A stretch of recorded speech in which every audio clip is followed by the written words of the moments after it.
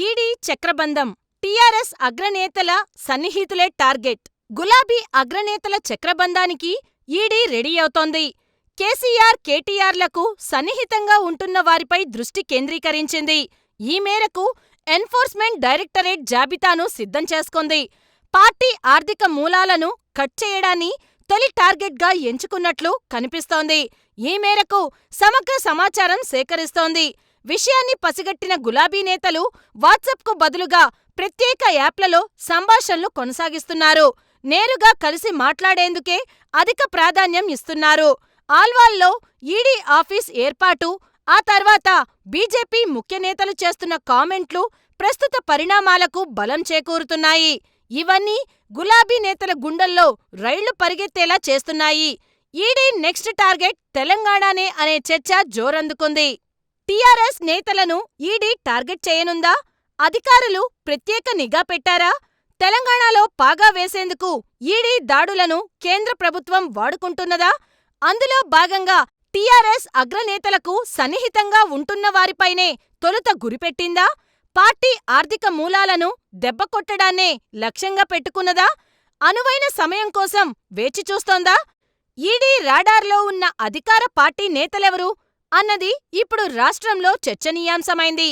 ED వ్యూహాత్మకంగానే వ్యవహరిస్తోందని, ఒకేసారి కుంభస్థలాన్ని కొట్టే ఉద్దేశం లేదని, చుట్టూ ఉన్న కొమ్మల్ని నరుక్కుంటూ వస్తుందని బీజేపీ నేతలు వ్యాఖ్యానిస్తున్నారు. ఇటీవల ఈడీ దూకుడు చూసిన తర్వాత బీజేపీయేతర పార్టీల్లో ఒకింత అలజడి మొదలైంది. టచ్ చేసి చూడు అంటూ మొదట్లో ఘాటుగా స్పందించిన సీఎం కేసీఆర్ ఇటీవల 1-2 కేసులు పెడితే భయపడతామా, లీగల్గా ఎదుర్కొంటాం అంటూ రిప్లై ఇచ్చారు. బీజేపీలోని వివిధ స్థాయిల్లో ఉన్న నేతలు ఈడీ దాడులపై సంచలన వ్యాఖ్యలు చేస్తూనే ఉన్నారు. అధికారులు ఎప్పుడు ఏం చేస్తారనేది కూడా చెప్పేస్తున్నారు. ఈ కామెంట్లతో కొందరు టీఆర్ఎస్ నేతల్లో గుబులు మొదలైంది.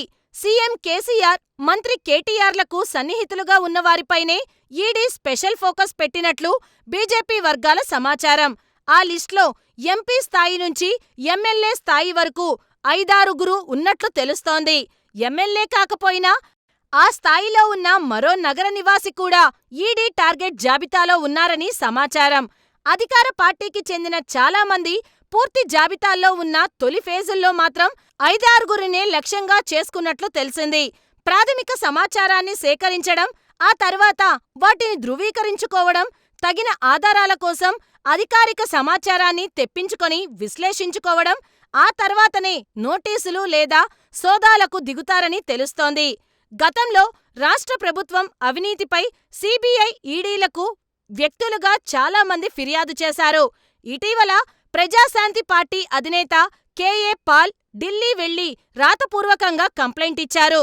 రాష్ట్రానికి చెందిన ఓ పారిశ్రామికవేత్త బీజేపీకి అనుకూలంగా మారిన తరువాత ఫిర్యాదు చేసినట్లు ఇటీవల వార్తలు వెలువడ్డాయి. వీటి ఆధారంగా సరైన సమయం కోసం వేచిచూసే ధోరణిలో ఉంది. ప్రాథమికంగా నిజానిజాలను తేల్చే పనిని ఇప్పటికే మొదలుపెట్టినట్లు తెలిసింది. ఒక్కొక్కరి చిట్టా విప్పడం ఖాయమని బీజేపీ నేతలు బలంగా నమ్ముతున్నారు. వారు తెలంగాణ సమాజంలో దోషులుగా నిలబడక తప్పదని, సెంటిమెంటును రాజేసి సానుభూతి పొందాలనే టీఆర్ఎస్ ప్రయత్నాలు బెడిసికొడతాయని బీజేపీ నేతలు చెబుతున్నారు. బీజేపీ, టీఆర్ఎస్ మధ్య రాజకీయ వైరం పెరుగుతున్న కొద్దీ సీబీఐ, ఈడీ, ఐటీ పదాలు ఎక్కువగా వినిపిస్తున్నాయి. కేసీఆర్ కుటుంబానికి కేసులు, జైలు తప్పదంటూ బీజేపీ నేతలు బెదిరిస్తూ ఉంటే, తాటాక చప్పుళ్లకు భయపడేదే లేదంటూ ఘాటుగానే జవాబులు వస్తున్నాయి. తెలంగాణలోనూ త్వరలోనే ఈడీ దాడులు తప్పవంటూ బీజేపీ నేతలు వారం స్వరం పెంచారు. తెలంగాణలో అధికారమే లక్ష్యంగా విపక్షాలను లొంగదీసుకునే ప్రయత్నాల్లో భాగంగా బీజేపీ ఈ చర్యలకు పాల్పడుతుందని దర్యాప్తు సంస్థలను దుర్వినియోగం చేస్తుంది. టీఆర్ఎస్ విమర్శలు చేస్తూనే ఉంది. ఈడీ అధికారుల దగ్గర ఉన్న టీఆర్ఎస్ నేతల జాబితాల్లో ఉన్నవారి పేర్లు బయటకి పొక్కకపోవడంతో టీఆర్ఎస్ నేతల్లో గుబులు మొదలైంది.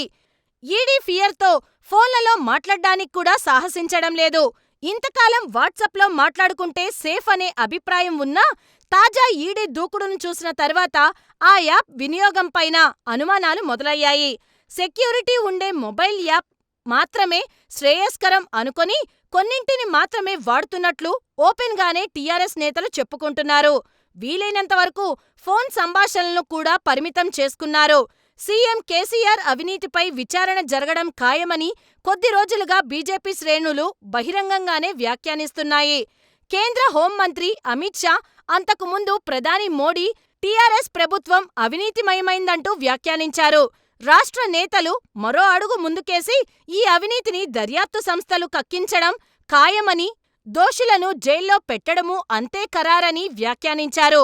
బీజేపీ జాతీయ కార్యదర్శి మురళీధర్ రావు 3 రోజుల క్రితం ఈడీ దాడులు తప్పవంటూ హెచ్చరించారు. ఎమ్మెల్యే రాజాసింగ్ మరింత దూకుడుతో ఇక రోజులు లెక్క పెట్టుకోవాల్సిందేనంటూ కామెంట్ చేశారు. అసలే భయంతో ఉన్న కొద్దిమంది టీఆర్ఎస్ నేతలు ఇలాంటి కామెంట్లతో మరింత డైలమాలో పడ్డారు. రైట్స్ తప్పవనే కన్క్లూజన్కు వచ్చారు. పలు రాష్ట్రాల్లో ఈడీ చేస్తున్న దాడులను కళ్లారా చూడడంతో ముందు జాగ్రత్త చర్యల్లో పడ్డారని సమాచారం. ఈ దాడులతో రాష్ట్రంలో పరిస్థితులను అంచనా వేయడంతో పాటు ఆ తర్వాత టీఆర్ఎస్ తనకు అనుకూలంగా మలుచుకునే అవకాశాలపైన బీజేపీ అంచనాలు వేసుకుంటోంది. ఒకేసారి కుంభస్థలాన్ని కొట్టడానికి బదులుగా చుట్టూ ఉన్న సన్నిహితులతో మొదలుపెట్టి చివరకు టార్గెట్ రీచ్ అయ్యే వ్యూహాన్ని అమలు చేయాలనుకుంటోంది. కేసీఆర్, కేటీఆర్కు సన్నిహితంగా ఉన్న ఆ వ్యక్తులెవరు? ఈడీ జాబితాల్లో ఉన్న వారెవరు? ఎలాంటి పరిస్థితుల్లో రంగంలోకి దిగుతారు? ఇప్పుడు ఇవే బీజేపీ, టీఆర్ఎస్ పార్టీలో జరుగుతున్న చర్చ. హాయ్ ఫ్రెండ్స్, మా టుడే టుమారో యూట్యూబ్ ఛానల్ చూస్తున్నందుకు చాలా థ్యాంక్స్. మరిన్ని లేటెస్ట్ వీడియోస్ కోసం వెంటనే సబ్స్క్రైబ్ చేయండి. అలాగే ఈ బెల్ని కూడా రింగ్ చేసేయండి. మా నోటిఫికేషన్స్ అన్ని మీ మొబైల్లో వస్తాయి. అలాగే మా వీడియోస్ మీకు నచ్చితే లైక్ చేయండి, షేర్ చేయండి, నచ్చకపోతే కామెంట్ చేయండి.